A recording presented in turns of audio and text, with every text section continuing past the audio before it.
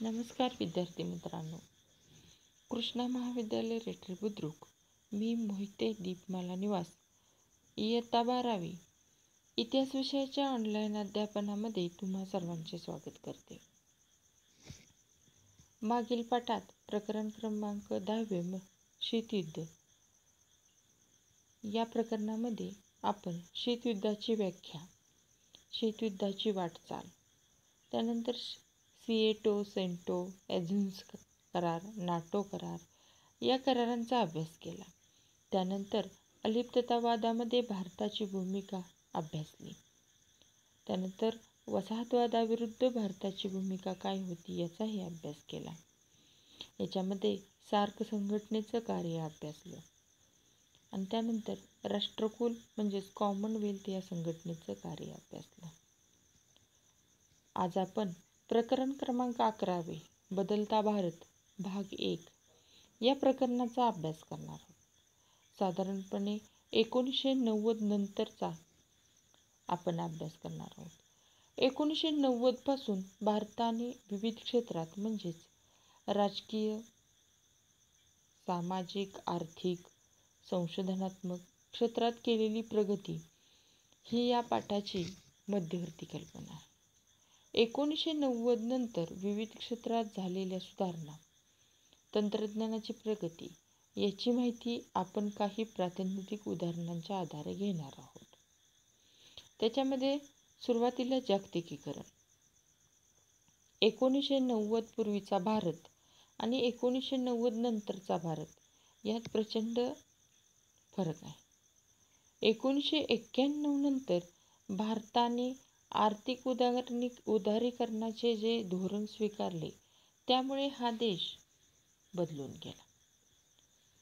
त्याच्यामध्ये सुरुवातीला गॅट करार, journal agreement on traffics and trade म्हणजेच गॅट करार. दुसऱ्या महायुद्धाच्या काळात अनेक राष्ट्रांनी स्वराष्ट्राच्या व्यापारी हितांसाठी संरक्षक कर किंवा जकातीचे धोरण स्वीकारले होते दुसऱ्या महायुद्धानंतर. त्यामुळे व्यापारात घट झाली होती. या समस्येवर विचारविनिमय करण्यासाठी क्युबामध्ये 56 राष्ट्रांची बैठक झाली.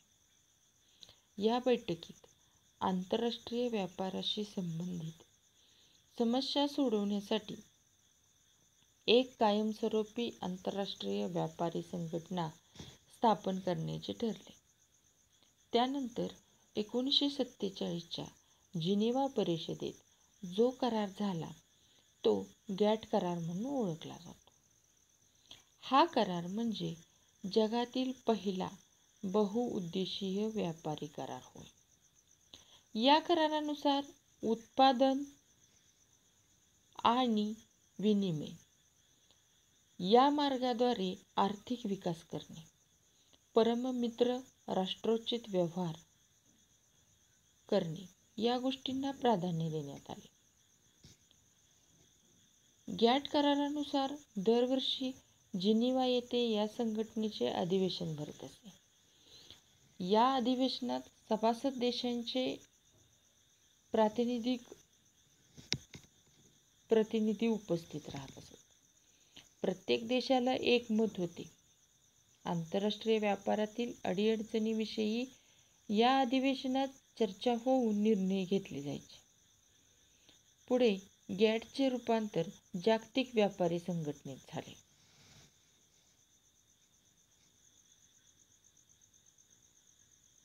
त्यानंतर जागतिक व्यापार संघटना म्हणजेच वर्ल्ड ट्रेड ऑर्गनायझेशन.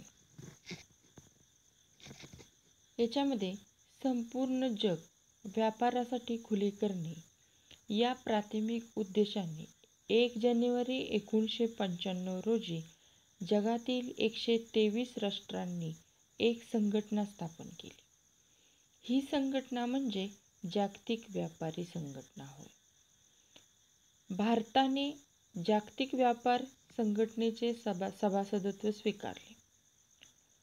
WTO चे महासंचालक आर्थर डंकेल यांनी जागतिक व्यापारी संघटनेच्या स्थापनेसाठी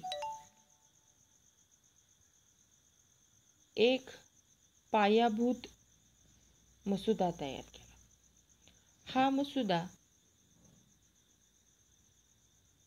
डंकेल प्रस्ताव म्हणून ओळखला जातो. सरकारी जकात आणि अन्य निर्बंधांपासून मुक्त व्यापार हा या मसुद्याचा गाभा होता. यालाच उदारीकरण असे म्हणतात.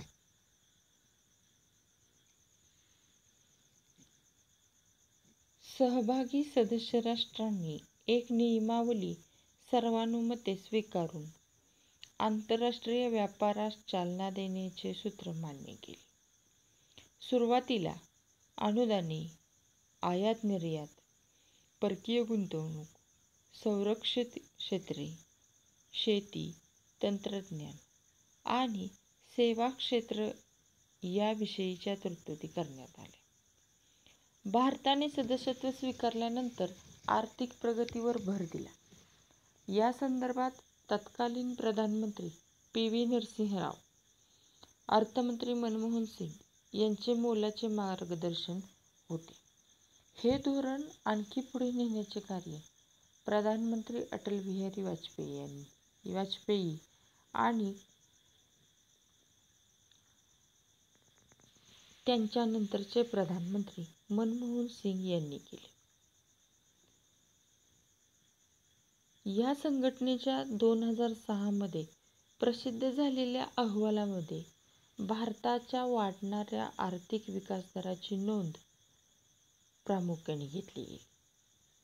परकीय थेट गुंतवणुकीत वाढ, दारिद्र्य रेषेखालील लोकसंख्येच्या प्रमाणात झालेली घट, बालमृत्यूच्या संख्येमध्ये झालेली घट, साक्षरता, पिण्याचे पाणी, सांडपाणी याविषयी सोयीसुविधांची वाढती उपलब्धता या गोष्टींची नोंदही या अहवालात आहे.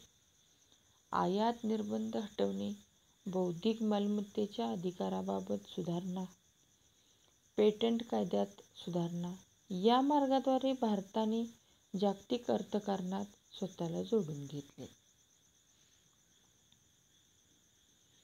त्यानंतर विविध क्षेत्रातील बदल जे भारतात झाले ते आपण अभ्यासू. देश बदलत आहे हे कसे ओळखावे तर त्याची काही चिन्हे असतात. ग्रामीण भागात बदल आहे का? आपल्या आजूबाजूचे रस्ते बदलत आहेत का? वाहतूक व्यवस्था सुधारली आहे का? शहरे कात टाकत आहेत का? संपर्क यंत्रणा बदलत चालली आहे का? संरक्षण व्यवस्था युद्ध तयारीच्या आणि संरक्षणाच्या आधुनिकीकरणाला प्राधान्य देत आहे का? नागरिकांना त्यांचे अधिकार योग्य पद्धतीने वापरता येतात का? या प्रश्नांची उत्तरे सकारात्मक असतील तर बदल घडत आहेत हे नक्की समजावे.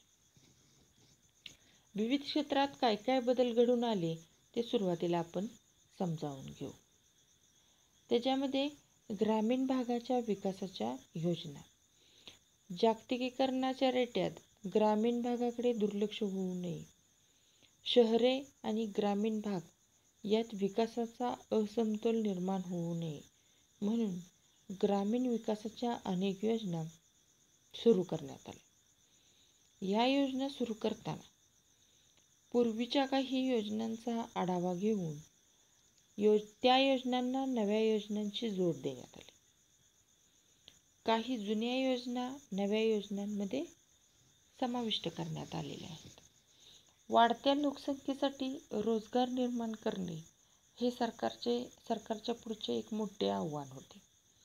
सरकारने यासाठी ज्या उपाययोजना केल्या आहेत त्याची आपण थोडक्यात माहिती घेऊ. त्याच्यामध्ये प्रधानमंत्री रोजगार योजना.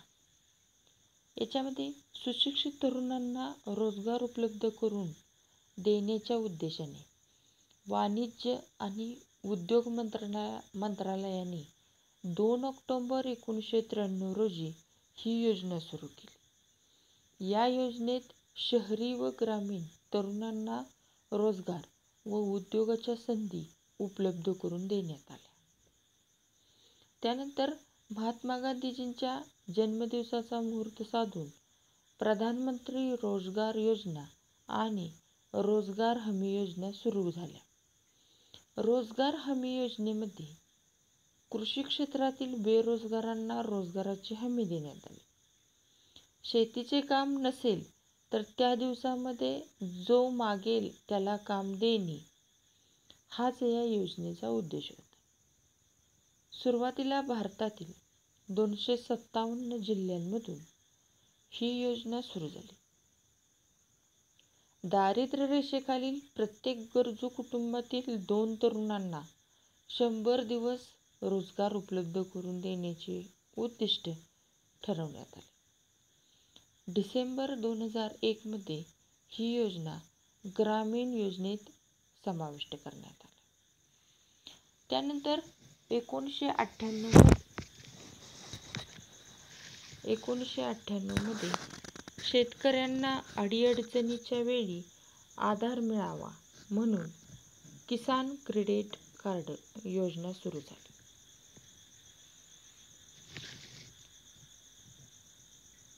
शेतकऱ्यांना शेतीसाठी आवश्यक असणाऱ्या वस्तू विकत घेण्यासाठी निधी उपलब्ध व्हावा यासाठी ही योजना सुरू झाली. पुढे कार्डधारक शेतकऱ्यांसाठी अपघात विमा सुविधा सुरू झाली.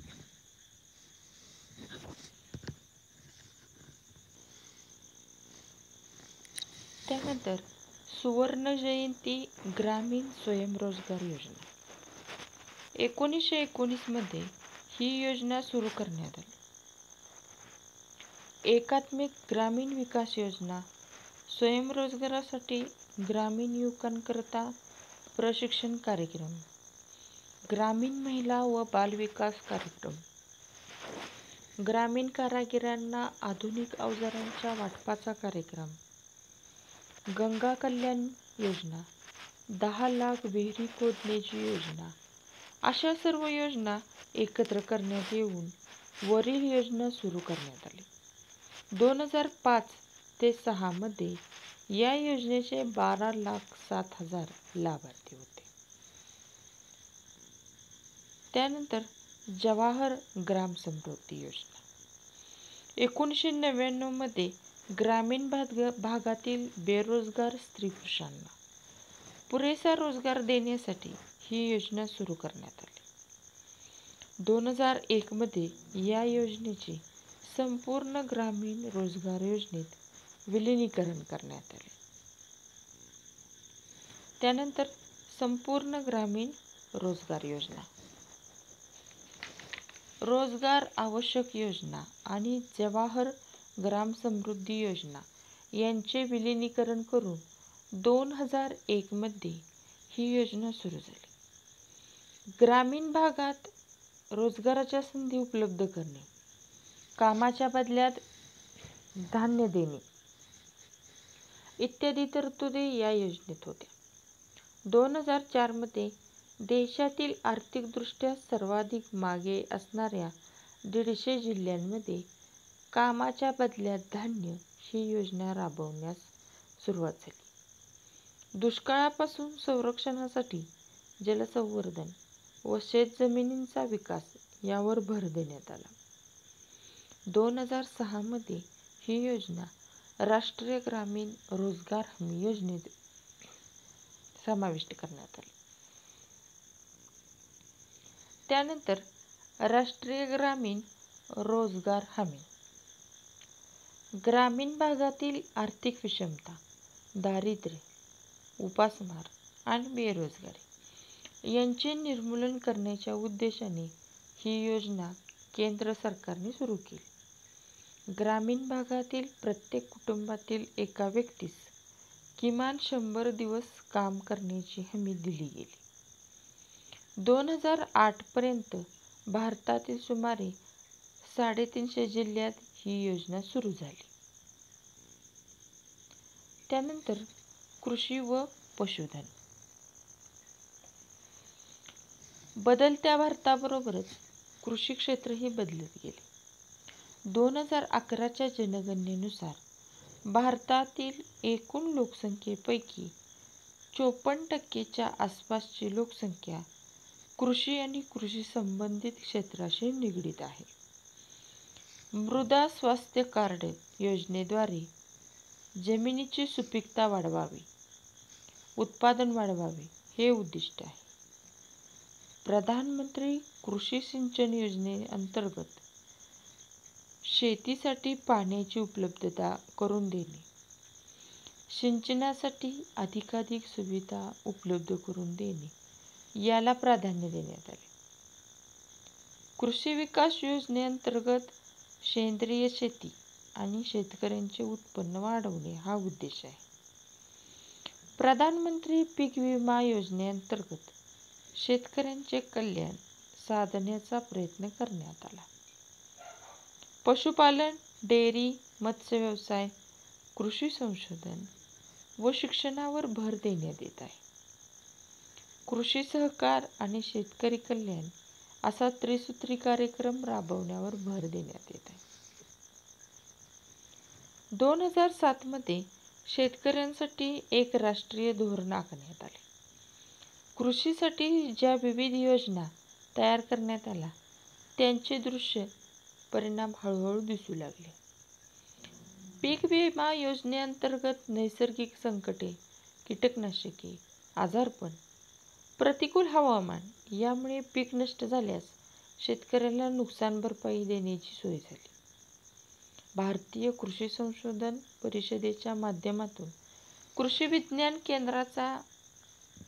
केंद्रांना प्रोत्साहन देण्यात येत आहे. कृषीविषयक प्रदर्शनाच्या माध्यमातून शेतकऱ्यांपर्यंत जे नवे तंत्रज्ञान, शेतीतील नवनवे प्रयोग पोहोचवण्यात येत आहेत. देशी वाणाची बीजे आणि देशी गोवंश यांना प्राधान्य दिले गेले आहे. शेळी या पाळीव प्राण्यांविषयी अखिल भारतीय पातळीवर संशोधन करण्यात आले.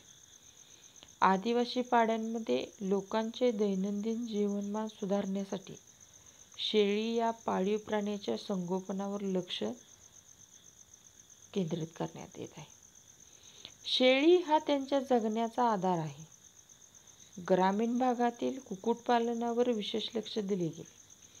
अशा विविध प्रयत्नांमधून भारत पशुपालन, दूध उत्पादन, डेअरी विकास, मत्स्य पालन, पशुधन उत्पादन, अंडी उत्पादन, लोकर उत्पादन, मांस उत्पादन या क्षेत्रात प्रगती करत आहे.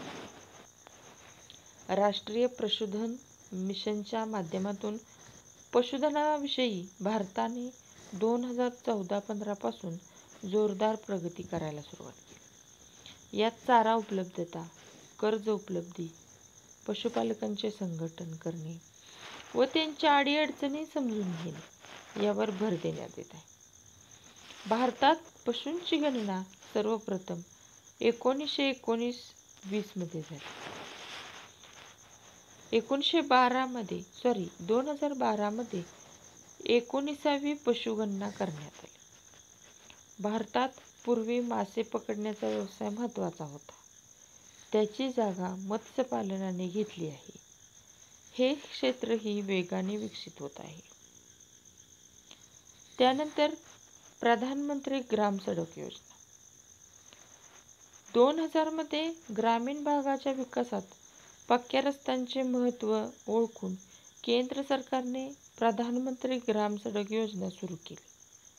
सुरुवातीला 1000 पर्यंत लोकसंख्या असणारी गावे पक्क्या रस्त्यांनी जोडण्याचे काम सुरू झाले.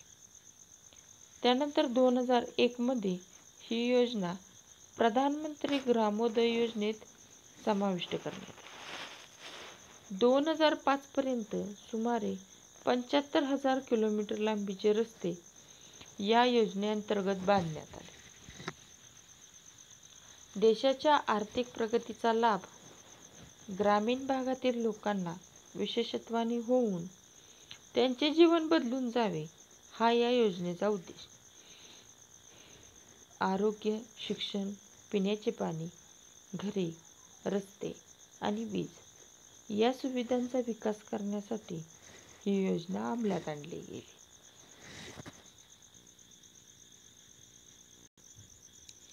अशा प्रकारे सुशिक्षित तरुणांना रोजगार उपलब्ध करून त्यांचे जीवनमान उंचावण्यासाठी भारत सरकारने वेळोवेळी विविध प्रकारच्या रोजगार योजना राबवलेल्या आहेत.